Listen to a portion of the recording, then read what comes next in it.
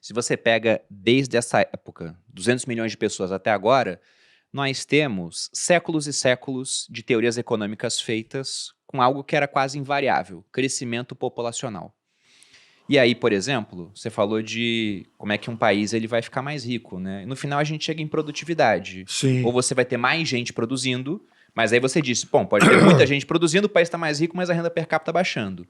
Ou você tem mais gente produzindo, que aconteceu, e produzindo mais, que foi o uso de tecnologia. Perfeito. Só que o que você entende assim por desafio, o que deve acontecer no mundo nos próximos anos, com modelos econômicos sendo obrigados a rever essa premissa? Porque se a gente pega, por exemplo, China, que há pouquíssimo tempo era o país mais populoso, acabou de ser passado pela Índia porque a população está decrescendo. Isso. Lá, fruto daquela política do filho único, agora tentam reverter, não consegue, porque, poxa, mais um mudou, exemplo né? de erro de Sim. planejamento Foi central. um erro de planejamento Cidades central. imensas, vazias, né, com gatos e cães no meio de uma floresta.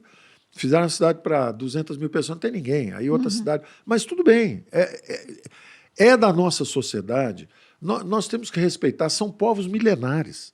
Os chineses estão aí. Os chineses eram uma das sociedades mais ricas do mundo até o final da Idade Média. No final da Idade Média, com as novas descobertas, com o renascimento cultural, com o método científico, com tudo isso, o Ocidente passou à frente. E eles, nessa busca desesperada de tentar fazer o alcance, se lançaram no socialismo e a coisa piorou bastante. Tanto que morreram 30, 40 milhões de pessoas. Na verdade, entre Rússia e China foram mais de 50 milhões. E depois as grandes guerras. Nós tivemos duas grandes guerras. Né? Justamente o nacionalsocialismo, para você ver, o nacionalsocialismo, que é o nazismo, era uma reação ao internacional socialismo. Você vê que os nomes, o nome do partido do Hitler é Partido Nacional Socialista dos Trabalhadores Germânicos. Quer dizer, já que havia uma proposta de unir os trabalhadores do mundo inteiro contra o capital, contra o establishment, contra os conservadores, etc., os nazistas conseguiram unir os alemães contra o internacional socialismo sob essa bandeira do nacional-socialismo. Nazismo. Nacional-socialismo. Então, era uma extrema-direita produzida à imagem da extrema-esquerda para lutar contra ela. Não é? Foi um desastre para o mundo. Morreram outras dezenas de milhões de pessoas.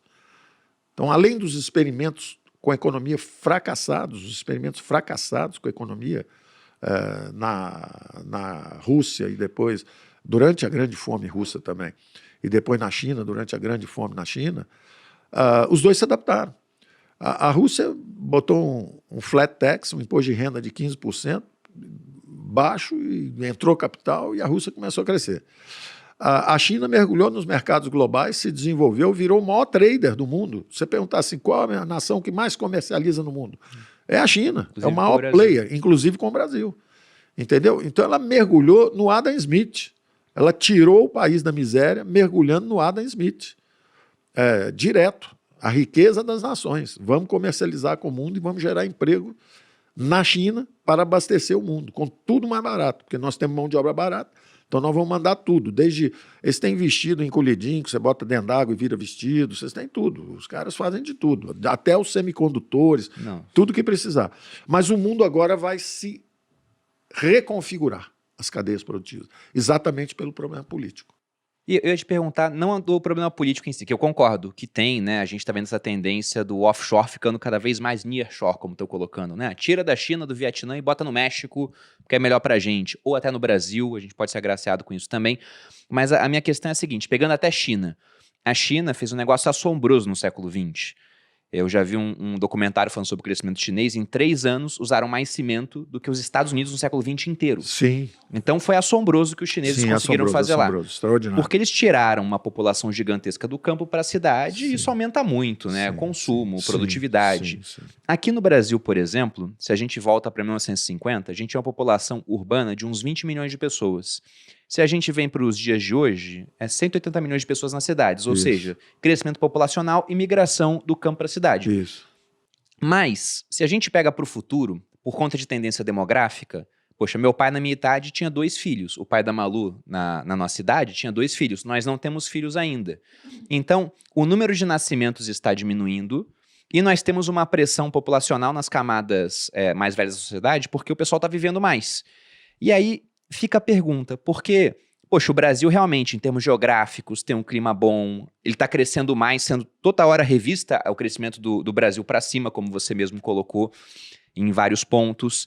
Só que se a gente pega não só Brasil, mas mundo, a gente está vendo uma tendência de estagnação da população.